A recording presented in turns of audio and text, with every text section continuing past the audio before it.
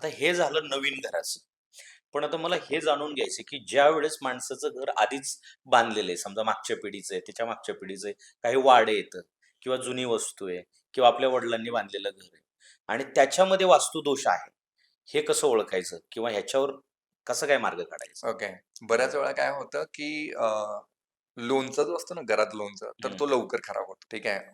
भाकरी, चपाती जे करतात त्याला बुरशी लवकर लागते. हं. घरामध्ये क्रॅक्स असतात. बऱ्याच वेळा हं, भिंतीवरती बरोबर, क्रॅक बरोबर. येतात किंवा आपण म्हणतो ना, फंगस आलेला आहे. ठीक आहे. तर ते जे पापुद्रे वगैरे निघतात, तर ह्या गोष्टींनी आपण समजून घ्यायचं, की ही जमिनीखालची जी ऊर्जा आहे ना, ती माझ्या वास्तूला डिस्टर्ब करते आणि ओके. त्याच्याने दोष तयार व्हायला चालू होतो. मग ह्याच्यामध्ये होतं काय, की एकतर जो एनर्जी आहे, तर तो ड्रेन करायला चालू करतो. म्हणजे सकाळी झोपेतनं जेव्हा तुम्ही उठल्यानंतर कसं फ्रेश फील व्हायला पाहिजे ना. बरोबर. पण इथं काय होतं, की थकवा जाणवतो, की झोप पूर्ण झाली नाही असं वाटतं. बऱ्याच वेळा सकाळी उठल्या-उठल्या डोकेदुखी होते हलकीशी, टाचा दुखतात, बॅक पेन होतं आणि आजार कंटिन्यू दिसायला चालू होतो, की बाबा अरे मेडिसिन आपण घेतोय पण ते काम नाही करत आहे. फक्त गोळ्यांची पॉवर वाढत चालली आहे, पण आजार काही बरा होत नाहीये. तर हे सगळे छोटे-छोटे सिम्प्टम्स आहेत. त्यानंतर अशा घरात बऱ्याच वेळा असं बघतो, की सरपटणारे प्राणी लवकर आढळतात. बरोबर. साप वगैरे असेल. साप मॅक्सिमम साप झालं. मांजरं खूप सारे पिल्लं तिथं देतीये. पर्टिक्युलर ठिकाणीच देतीये. तर इट मीन्स का? कारण ते जमिनीखालचा जो ओलावा आहे ना, तो त्यांना पाहिजे असतो. ठीक आहे. असा जो ओलावा जिथं असतो ना, हा तुमच्या हेल्थसाठी थोडं हार्मफुल आहे. ठीक आहे. हे जे ओके. रेडिएशन तेवढे चांगले नाहीयेत तुमच्यासाठी. तर तिथं दोष तयार नक्कीच होतो. हा एक दोष बघायला पाहिजे आणि बाकी मग कॉमन बऱ्याच गोष्टी आहेत, की टॉयलेट्स कुठं असायला पाहिजे, दरवाजा कसा असायला पाहिजे.